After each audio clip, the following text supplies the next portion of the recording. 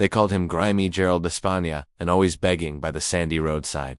People spat near him and threw leftover food like he was less than human. But one young woman, Ilara, poor but kind, did something no one else ever dared. She showed him love without expecting anything in return.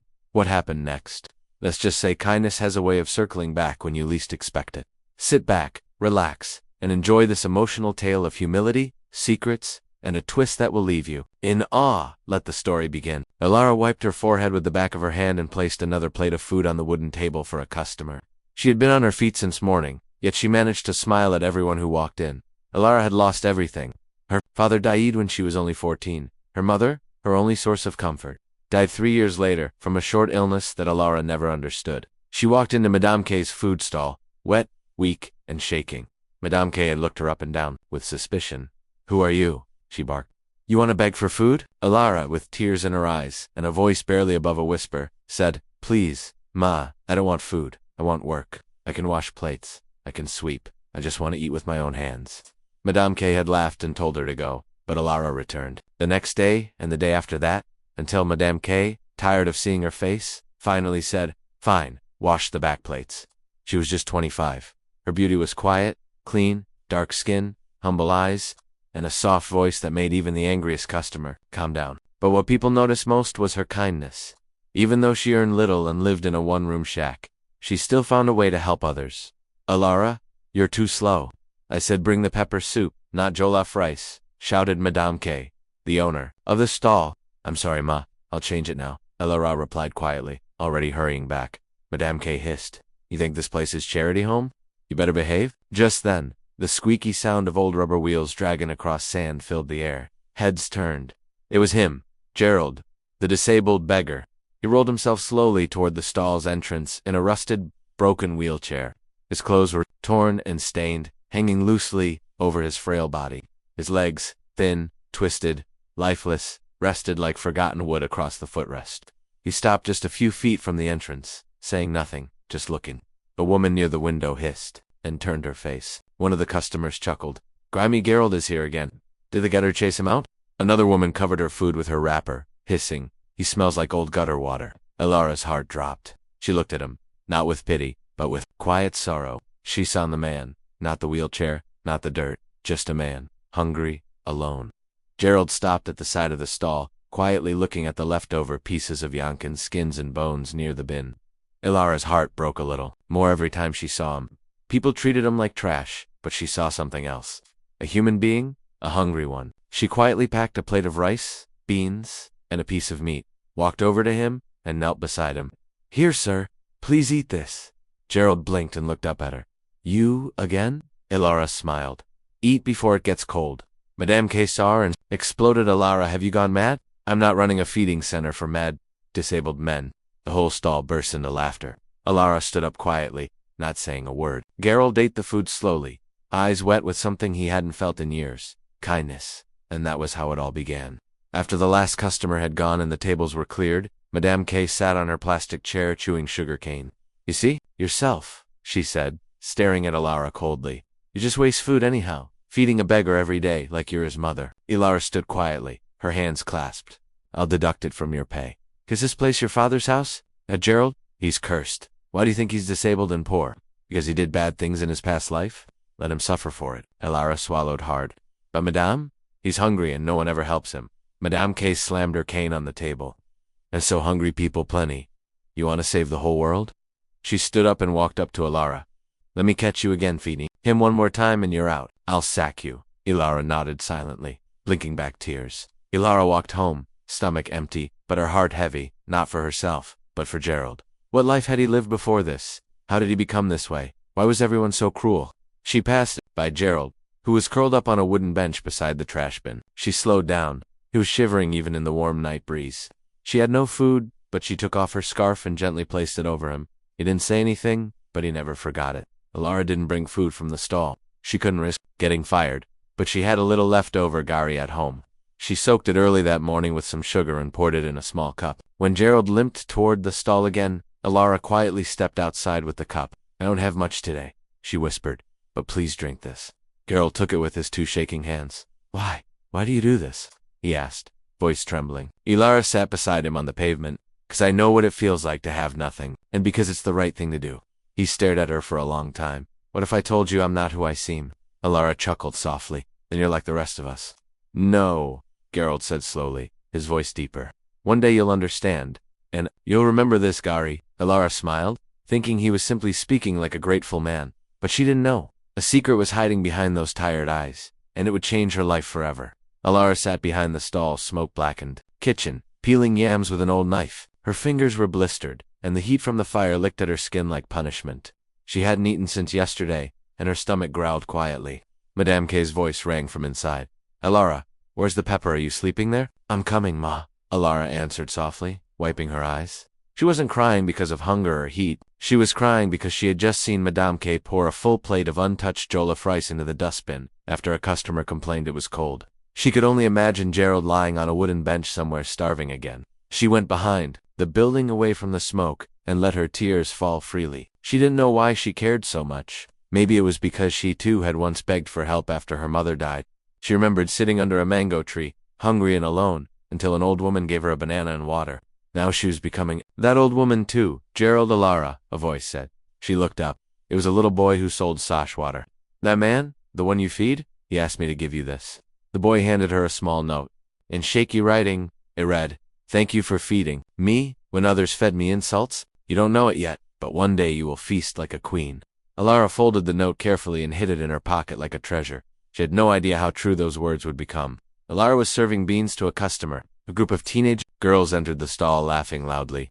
"Look, it's the beggar's wife," one shouted. "And, Alara the cleaner, lover of grimy, disabled men." The whole room erupted in laughter. Alara froze. Her face burned with shame. She tried to ignore them, and kept serving, her hands trembling. But the girls weren't done. "She's probably saving her salary to marry him," one mocked. "They'll honeymoon under that dustbin? Maybe he gives her love letters made from nylon bags?" Another added, cackling. Madame K came out, hands on hips. "What's all this noise?" one of the girls said. "Madame K, better warn your salesgirl before her disabled lover chases away your customers." Alara stood still, biting her lips to keep from crying. Madame K looked at her with disgust. "Alara, don't shame me. I've warned you already. Stay away from that beggar, or pack your load and go." Alara bowed her head. "Yes, Ma." She walked past Gerald's usual spot and found him lying in the dust, his shirt soaked from a broken sosh water bag someone had thrown at him. She knelt beside him, eyes full of tears. "Why do people hate you so much?" He looked up at her, his lips cracked. "Because I remind them of what they fear, being forgotten." Alara reached into her small nylon bag and brought out a loaf of bread she had saved. She tore it in half and gave it to him. "You're not forgotten." He smiled weakly. "Neither are you." Alara was sweeping the front of the stall when a soft humming sound grew louder from the road. She looked up and saw a car, a shiny black SUV rolling slowly through the narrow, dusty path.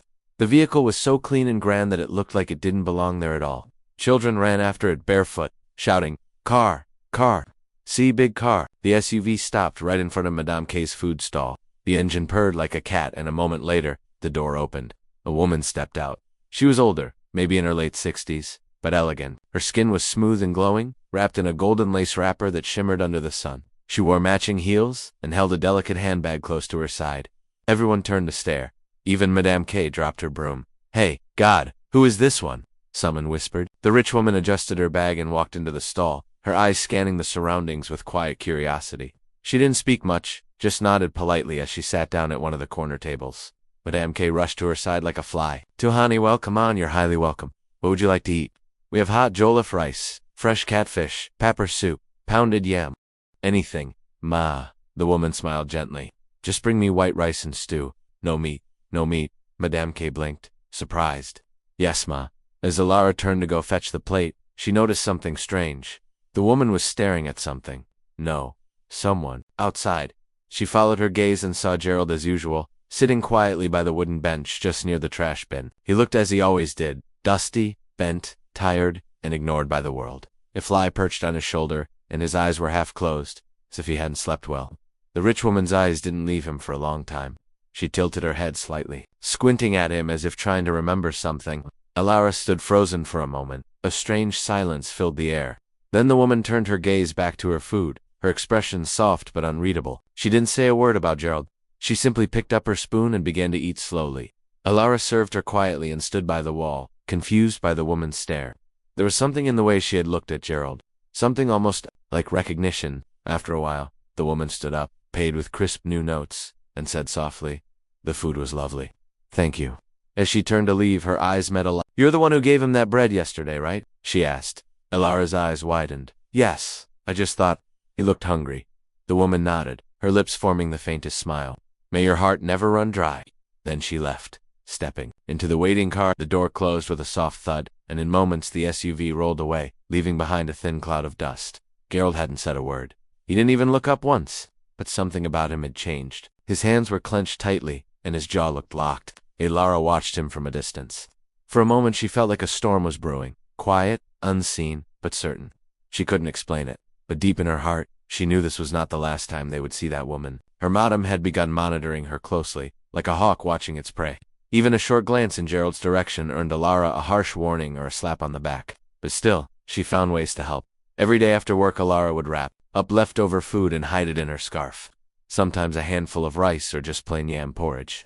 She would walk home pretending to pass by casually, but she always stopped beside Gerald. She would squat next to him with her knees pressed into the sand and offer the wrapped food. Here she'd say softly, "So much, but I thought of you." Gerald would take the food slowly with trembling hands. His voice was always low, like a breeze passing through dry leaves. "You have no reason to do this," he said one evening. "Why do you keep coming back?" Elara shrugged gently. "Because someone once gave me food when I was starving. I never forgot." Gerald looked at her with watery eyes. "But you don't even have enough for yourself." She smiled weakly.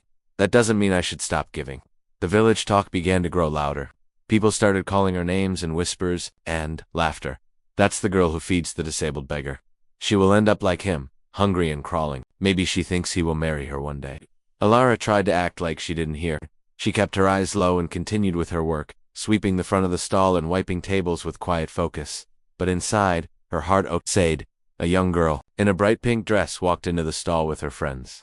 They ordered drinks and laughed loudly. When Elara brought their cups, one of them spilled her drink on the table and sneered. "Oops, sorry, you don't mind cleaning that up, do you? After all, you're used to cleaning dirty things like Gerald." The girls burst into laughter. Elara stood, frozen, hands shaking. Madame K, who had been listening nearby, laughed, too. "It's true." "Oh, Elara, your friend stinks like dead rats." When Elara passed by Gerald's usual spot, she found him lying quietly, his face turned to the wall. "I brought you food," she whispered, kneeling beside him. But Gerald didn't respond. She touched his arm. He turned to her, his eyes tired, but not from hunger this time, from shame. "They humiliate you because of me." Elara shook her head slowly. They humiliate me because their hearts are empty." She placed the food beside him. "But mine isn't, and neither is yours." Gerald stared at her, eyes burning, lips pressed shut. Then he whispered something she would never forget. "You've given me more than food. You've given me back my worth." The next day after work, Elara returned home drenched. Her slippers were torn and her small bag soaked through. She had been sent on a late errand by Madame K and had to walk a long distance in the storm. When she passed Gerald's usual corner, she stopped. He was there shivering. His back was soaked. His shirt clung to his thin frame like wet paper. His legs were drawn up to his chest and water ran down his face in small streams. Elara looked around. She had no food left, no money, no shelter to offer. But she had one thing, her scarf, blue and soft, given to her by her late mother. She removed it slowly, ignoring the cold wind that bit into her skin. She walked over and wrapped it around Gerald's shoulders. He looked at her with surprise. No, you'll fall sick. I'll be fine," she said gently. "I have strength. You need it more?" She sat beside him on the wet ground and leaned against the wall beside him, arms crossed tightly, trying not to shiver. They sat in silence for a long time. Finally, Gerald whispered, "If I were a king, I'd make you a queen today." Elara smiled through chattering teeth. "Kings don't sit by trash bins." Gerald turned to her slowly, the shadows hiding the storm in his eyes. "Don't be so sure." Elara swept the stall and set the tables as usual. Her hands trembled from weakness, but she forced herself to smile. Customers came in more than usual. Madame K was in a good mood until she spotted something. At the edge of the stall, Gerald sat quietly, his body still weak, her scarf wrapped tightly around his shoulders. Madame K's mood changed instantly. "Elara," she barked. "Come here." Elara dropped the tray she was carrying and rushed to her. Madame K pointed outside with her spoon. "Is that my scarf?" "No, Ma, it's mine," Elara answered softly. "Your scarf. On that disabled thing say you now clothe him, too." It was raining. "Ma, he was cold." "So you've turned your mother's scarf into a rag for who? Was that grimy Gerald?" Some customers turned to look. One of them laughed. "That girl must be possessed." She's fallen in love with a beggar. Madame K's eyes burned. You've no shame. You're turning my stall into a pity party. You're feeding him with my food. Now you're dressing him too. I didn't use the stall food, Ma, Elara said, tears forming. In her eyes, it's my own food, my own things. Madame K shouted, shut up. I warned you. Pack your things and leave this place. You are fired. The words struck like lightning. Kusumas gasped. Elara stood frozen. Madame, please, she whispered. This job is all I have. Then go and work for your disabled husband, Madame K snapped, flinging a dirty rag toward her feet. Elara felt the floor shift beneath her. Her legs could barely hold her up. She walked slowly out of the stall, tears silently falling down her cheeks. She had lost everything. For a man who had nothing, Elara didn't go straight home. She wandered for hours, unsure of what to do next. The little money she had saved had been spent on food for Gerald and medicine for her fever last month. She sat on a low cement block near a small bush path, looking at the sky as it turned orange. The ache in her chest wasn't just hunger, it was the pain of being insulted for doing good, the shame of being laughed at for caring. She passed by the usual spot. Gerald was sitting there, still wearing her scarf. When he saw her, he sat up. Elara, he called. She didn't answer. He tried to stand but staggered. She rushed to steady. Him? Where were you? He asked. I was fired, she whispered. Gerald's eyes widened. Because of me? Elara nodded slowly, looking away. I told you, I'm not worth it, he said, voice breaking. Elara turned to him, eyes filled with gentle fire. That's not true. You're worth kindness. Everyone is. She reached into the small plastic bag she was holding. It was the last bread she could afford. I haven't eaten all day, she said, handing it to him. But I want you to have it. He stared at it, speechless. You've given me everything, he whispered, but I have nothing to give back. Elara smiled faintly, her lips trembling. Kindness isn't business. I don't give to get. Gerald took the bread with shaking hands. He broke it in half and gave a piece back to her. They ate in silence on that old wooden bench, as the sky grew dark. Sometimes love doesn't look like flowers or gold. Sometimes it looks like two broken people sharing a loaf of bread in the quiet. Elara didn't go home. She couldn't face her small room filled with silence, hunger, and the memory of Madame K's shouting, so she stayed with Gerald. The bench was narrow and rough, but she sat beside him, arms crossed, her head against the wall. He looked at her and said, You can't sleep here. I don't want to be anywhere else. She replied softly. He looked away, guilt eating at him. I should have told you to stop. You lost everything because of me. You don't understand? She whispered. I didn't lose anything. I gained something. Peace. Gerald stared at her, speechless. She smiled weakly, trying not to cry. This is the first time I feel like I did something right, even if it cost me everything. The wind blew gently. The moon peeked out behind a cloud. Gerald slowly removed the scarf from his shoulders and wrapped it around her. I can't give you a bed, he said, but you shouldn't be cold. Elara looked at him, and for the first time she saw a flicker of something in his eyes. Not poverty, not pain, but power. Hidden, sleeping, waiting. 5 days had passed since Elara lost her job. She had spent them moving from one odd task to another, fetching water for old women, helping sweep market stalls, doing whatever she could to earn a little to survive. The food was hard to come by. One warm afternoon, as Elara sat under the mango tree near the stall, she saw a man she didn't recognize step out of a parked black SUV. He was tall, dressed in a black native attire, and wore dark glasses. He moved with quiet confidence and scanned the area like he was searching for someone. Everyone turned to stare. The man approached a woman selling oranges and asked, Please, I'm looking for a young woman. Her name is Elara, the woman pointed. That's her there. Elara stood up, quickly, frightened. The man walked straight to her, bowed slightly, and said, Madame Elara, my name is Thea. I was sent by Mr. Gerald. He's requesting to see you privately right now. Elara blinked. Gerald sent you? Yes, Theo said. He asked me to bring you safely. Please, if you'll follow me, the crowd whispered as Elara followed the man to the vehicle. The door opened and she stepped inside the cool, perfumed car. Her heart beat fast. Where are we going? She asked nervously. Theo smiled gently. To see the real Gerald. The car drove out of the village and onto a smooth, tarred road Elara had never walked on before. After almost 45 minutes, they turned into a private estate. Tall gates, security lights, and massive trees lining a quiet driveway.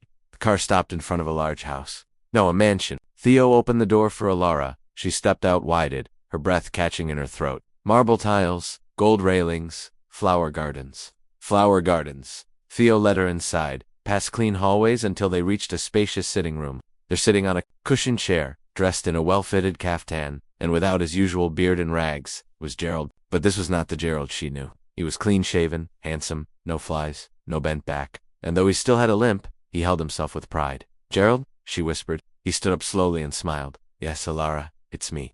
Her legs felt weak. He walked over and held her hand. Please sit.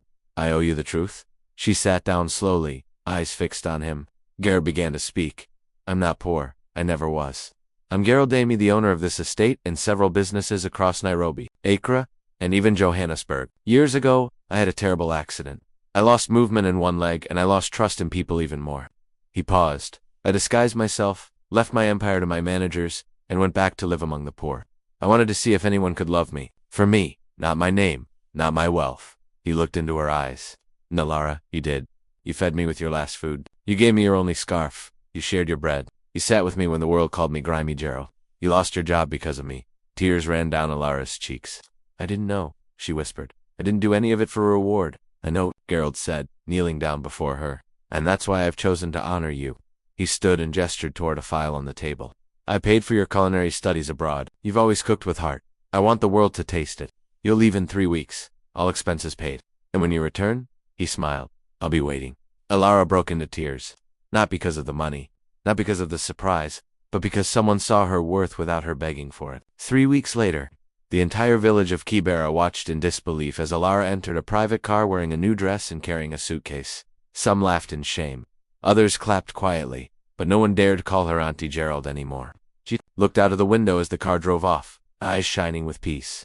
She was on her way to France to study in one of the finest culinary schools. It was everything she had never dared to dream.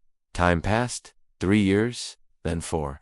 Alara returned, stronger, wiser, and glowing. She had changed, but only on the outside. Her heart was still the same. Gerald welcomed her at the airport with flowers. His limp had improved after surgery, but his love for her had grown even more.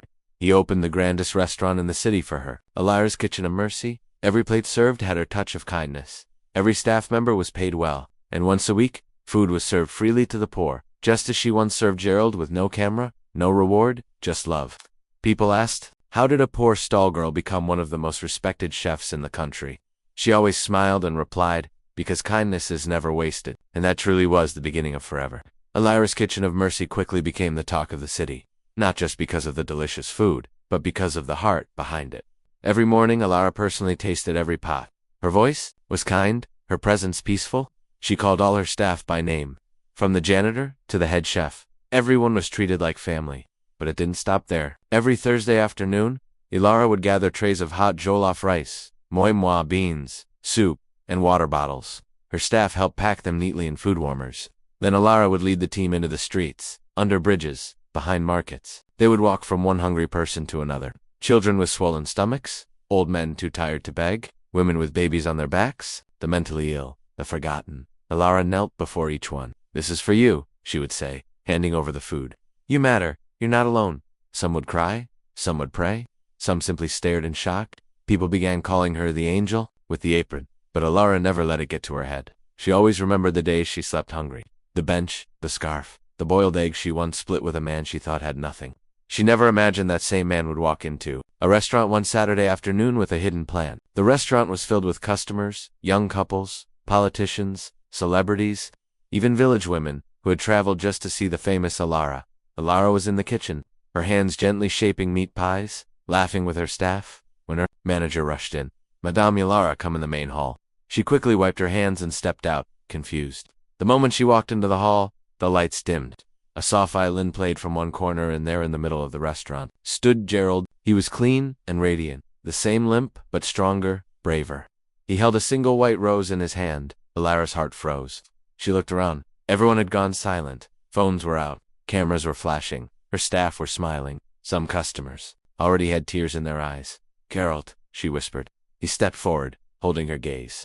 Alara, he began, his voice shaking slightly. I came into your life as a man with nothing. No home, no name, no pride, and you gave me more than food. You gave me dignity, hope, and love, without expecting anything back. A tear fell from Alara's eye. You taught me that kindness is louder than riches, that love can live in gargi and groundnut. You knelt beside a beggar when others spat on him, and now he got down on one knee. The room gasped. Let me kneel beside you for life. He opened the box. A gold ring shimmered under the light. Alara, will you marry me? Her lips trembled. She covered her mouth, sobbing. Everyone leaned in, breath held. Then, yes, she cried. Yes. Gerald. The room erupted into claps, cheers, whistles. Alara fell into his arms. They cried together, the whole room tearing up as if they'd all been waiting for this moment, too. And just like that, the beggar and the girl from the stall had become the couple that gave the world something to believe in. Alara and Gerald got married in a simple but beautiful ceremony. The media called it the most beautiful love story of the year, but to Alara it wasn't a headline, it was home. Their home was filled with laughter, cooking, music, prayers, and love. Alara gave birth to a beautiful baby girl. She named her Mercy, after the thing that saved her life. Gerald held his daughter in his arms, tears running freely. She will grow up knowing kindness, Alara whispered, exhausted, but smiling. And we will never let her forget where we came from. The journey from bench to banquet was hard, but they made it, and they never stopped giving. It had been almost a year since Alara married Gerald. The restaurant was thriving. Their baby girl, Mercy, had begun walking, and love overflowed in their home like morning sun. As Alara helped serve food at the shelter kitchen they had opened in a nearby village, she heard a voice she hadn't heard in over a year. Alara, she turned slowly. It was Madame K, older, tired, thinner. Her expensive wrappers were gone. Her eyes were sunken and dull. Alara froze. Memories rushed back. The shouts, the insults, the humiliation in front of customers. The day she was thrown out for helping a disabled beggar. I heard you own a restaurant, Madame K said, voice breaking. And you help people now. I just wanted to say. She paused. I was wrong. I judged you. I mocked you. And now life has turned against me. My stall closed.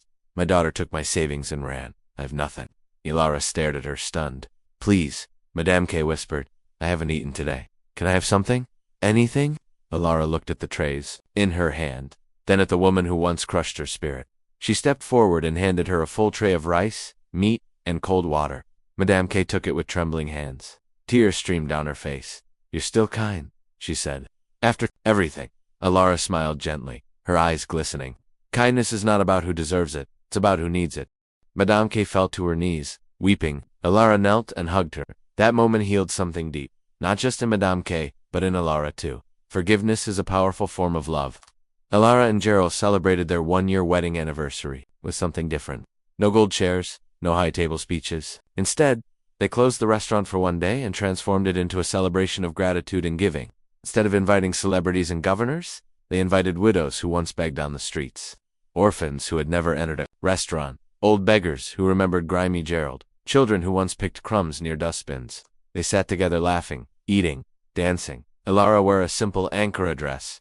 Gerald held Mercy in his arms. Alara served the tables herself. She went from table to table saying, Eat! Unklin hit! Mama! There's more. Some wept, some prayed, some just smiled in disbelief. A news reporter who happened to cover the event asked Alara afterward, why this crowd?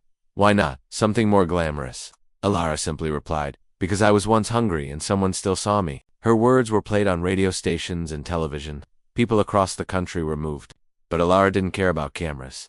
She cared about people, and that made all the difference. Alara sat by the window watching Mercy sleep peacefully. The stars twinkled softly outside, and Gerald walked in with 2 cups of warm tea. He sat beside her and said, Can I tell you something I've never told anyone? Alara nodded. Gerald looked at her, his eyes soft. That day, the first day you ever gave me food, I had already decided to end my life. Alara's heart stopped. I had lost all hope. I believed the world had no space left for someone like me. Then you, with your tiny hands and tired eyes, gave me your food. He paused. You saved my life, Alara. Not just with rice or scarf. With love, Alara held his hand, tightly, tears slipping quietly down her cheeks. And you, she whispered, gave me back mine. I thought my life would end behind a stall table, but you saw something in me, too. Gerald kissed her hand. We were 2 broken pieces, but somehow we became a masterpiece. They sat in silence, hearts beating as one. Outside, the wind whispered through the trees. Inside, the home was full of warmth, memories, and mercy. Dear listener, this story of Alara and Gerald is more than just fiction. It's a reminder that kindness is never wasted. You may not have much. You may feel invisible, tired, mocked, or unimportant. But if you give with a pure heart, even when no one is watching, your reward will find you in the most unexpected way. So don't stop being kind, even when it hurts, even when no one claps. Because one day, like Alara, your story will change someone's life, and maybe your own. This story teaches us that kindness is never wasted, even when you don't have much. Giving with a sincere heart always comes back in ways you don't expect. What did you learn from this story? I'd love to hear your thoughts in the comments. And guess what? A more powerful story is coming in a few days. So, Make sure you subscribe and turn on the notification bell so you don't miss it. If this story touched you, please hit the like button and share it with someone. You never know who needs to.